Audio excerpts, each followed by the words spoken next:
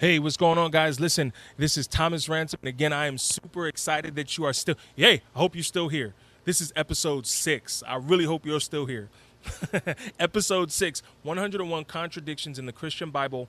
Again, if you're brand new here, welcome. This is me breaking down some of the contradictions that are within the Christian Bible from the perspective of a believer. Listen, I'm a believer 1000%, and I want you to know we're going to be building a defense here for the scriptures. So if you're interested, stay connected. But essentially, this is a pamphlet. So again, if you're new here, it's a pamphlet.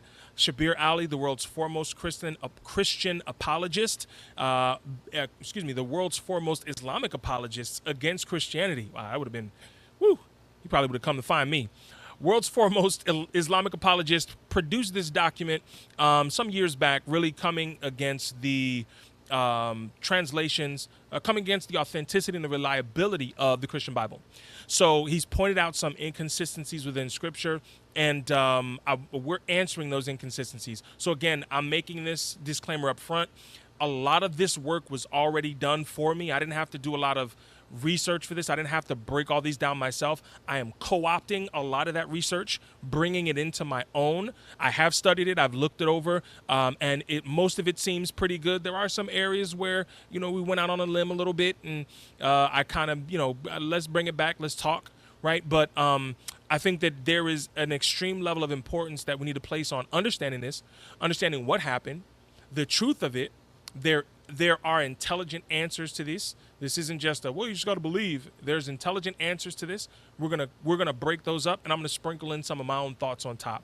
Right. So let's dive into this very quickly. 2 Kings chapter 24, and again, I said this last video. We've been a lot in Kings and Chronicles, and if you haven't seen my last video or any other previous ones, go watch them. I'm gonna pause right now so you can go do that.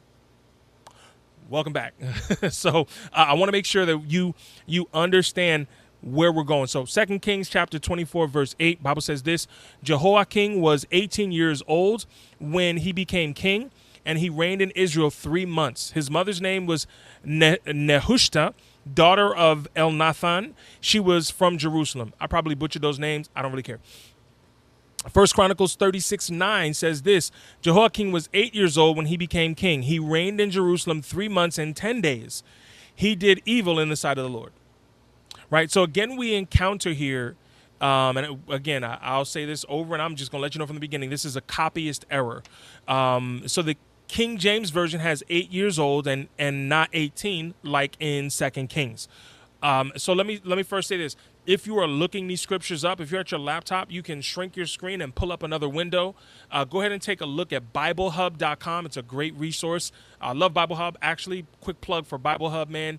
It lists all different versions of the verse that you want. Or it'll give you the full text, the full chapter. But at the bottom, what it will do for an individual verse that you've pulled up, it will give you the Hebrew, and it will give you the literal translations of the Hebrew words that are there, right? So if you want to really understand what things look like in the Hebrew, BibleHub.com is a great basic resource. It is not the only resource, so don't go there and think you know Hebrew now. It is a resource that will help you along your journey, okay? So BibleHub.com, if you go take a look, you will notice, you pull up this one verse, 2 Kings 24, 8, 1 Chronicles 36:9. When you pull up that verse, you will notice most translations have adjusted the text to 8. They have adjusted the translation to 8, okay? So this is a copyist error. Right. And again, we spoke about that in the previous video. If you want to know, scribes miscopied some numbers down. Numbers are the most prolific place where that takes place. Go look at the previous video. I think it's episode 4, where we talk about copyist errors. OK, so we encounter a copyist error. So when we look at that, there's two different ideas, two different thoughts. I'll give them both to you because, again, it's up to you to choose which one you like or don't like. Right. At the end of the day, I'm here presenting information. We're building a case, but I'm presenting information in defense of the scriptures. So it is possible, and there's a group of commentators who assert that this is a both-and scenario, right? So when we look at this, the reason it's a discrepancy is because we're asking, is it either or? Well, which one is it? Is it 8 or 18? It's either 8 or 18, right? So we view this as an either or scenario. But there are a group of commentators who assert that this is a both and scenario, right? So it's not either or, but it's both and. Now, how can it be both and? How can he be both 8 and 18 when he takes the throne? It's possible that Jehoiakim became a co-regent with his father. So his father at that time decided, son, you're going to rule alongside of me. Because he's 8 years old, he's really too young to lead, right? He's really too young to make grown man decisions, right? I got a 6-year-old son. He's not making grown man decisions for the house, right? He's not doing that. There are some decisions he can make on his own as it pertains to his toys, right? But he's not making grown man decisions for the house. However, in those days, 8 was a lot older to the age of being able to make decisions for yourself. Somewhere around 12, 13, 14, they looked at a young boy as a lot older. They were able to marry at that age, build families. So it was a little bit different. He was a lot closer to the age where he could make autonomous decisions for himself than today. But he was either 8 or 18. So they say that it is possible that his father made him co-regent. So he allowed him to rule alongside of him, most likely so that he could learn from his father's leadership and eventually begin taking and making decisions for himself. While possible, right, it is possible and it is reasonable. It has happened before. It's not as reasonable as this being a copyist error, an error from a scribe that simply wrote the wrong thing when they were writing the book of First Chronicles. And so J. Smith, who's the writer of the document that I'm using as my main text, pulling from different sources, but J. Smith is the main one that I'm looking at. This is what he had to say, and I'm going to read it straight up. The main reason I'm going to read it is because I don't want to mess this up. So follow along, okay? A more likely scenario, however, is that this is yet another case of scribal error, evidenced commonly with numbers. We mentioned that. It may be helpful to interject here that there were 3 known ways of writing numbers in Hebrew. The earliest, a series of notations used by the Jewish settlers in the 5th century BC, elephantine papyri, or the plural of papyrus, was followed by a system whereby alphabetical letters were used for numbers, right? So these settlers used alphabetical letters for numbers. A further system was introduced where the spelling out of the numbers was in full prescribed by a guild of soperim. So they pulled the spelling from the numbers, and that helped them recreate the text. Fortunately, we have a large file of documents in papyrus from these 3 sources to which we can refer, right? So I'm not pulling those papyrus. I don't have access to those documents, but right, you can refer to that if you really want to dig into this. As with many of these numerical discrepancies, it is the decade number that varies. So look at this. So it normally happens in the decade number. It is instructive to observe that the number notations used by the Jewish settlers in the 5th century BC during the time of Ezra and Nehemiah, so this is during the time of Ezra, who was also a scribe and a priest, from which this passage comes. So it's during their time period, right, that we're seeing in 1 Chronicles 36. It's during the time that Ezra and Nehemiah were both alive. Evidence is the earlier form of numerical notation. So they're able to see this is not a later form of notation of writing numbers. This is based on an earlier form of these settlers who were writing the numbers a particular way. So look at this. This consisted of a horizontal stroke, and a downward hook at its right end to represent the numbers in tens. So horizontal stroke, downward hook to represent the numbers in tens. Thus, 2 horizontal strokes, one above the other, would be 20. Vertical strokes were used to represent anything less than 10. Thus, 8 would be horizontal hook, a horizontal line, hook, and then 8 vertical lines. But 18 would be 2 horizontal lines, would be a horizontal line, downward hook, and then 8 slashes. Whereas 8 would just be the 8 slashes, right? 8 vertical strokes. 18 would be a horizontal line, downward hook, which indicates 10 plus 8 vertical strokes.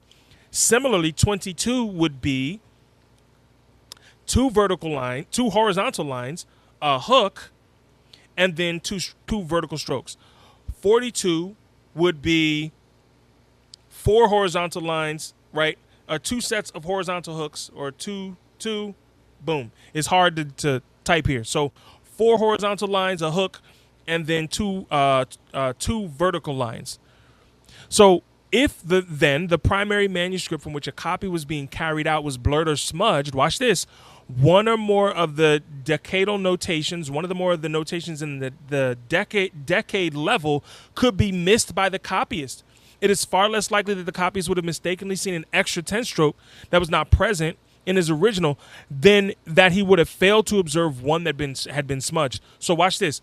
So it is easier to see, it is easier to say he was 8 when he took the throne. It is easier to say he's 18 than 8, because if it's 18, then you're going to see the notation. If you put 8 when he took the throne, then you're going to have to see that one is like there's something there. It would have to not be there entirely. If at least something is there in that space, then you're going to see it and say it probably means 18. It's easier to assume it's 18. It's easier to make the mistake 18 when it's 8. Excuse me, it's easier to make the mistake, that it's 18 when it's 8 than 8 when it's 18. It's a lot. Even I'm a little confused by it. But essentially, this is the understanding. The understanding is that the copyist in that little hook, you could misconstrue that it's there and put 8 instead of 18.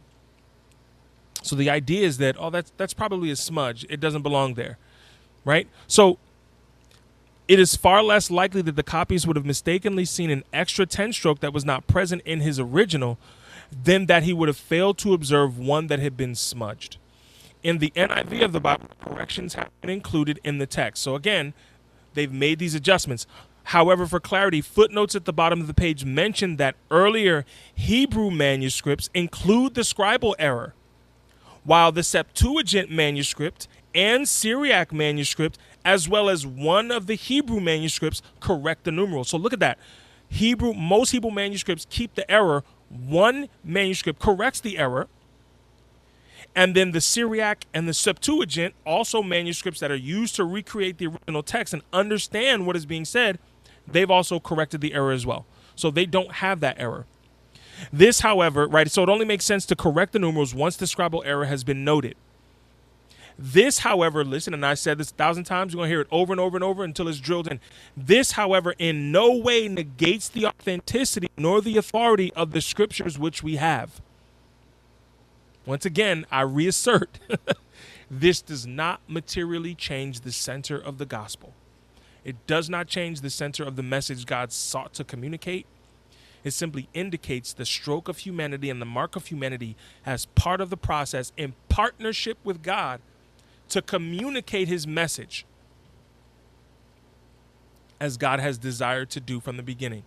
Build me a house that I may tabernacle with them. Build me a house that I may live with them.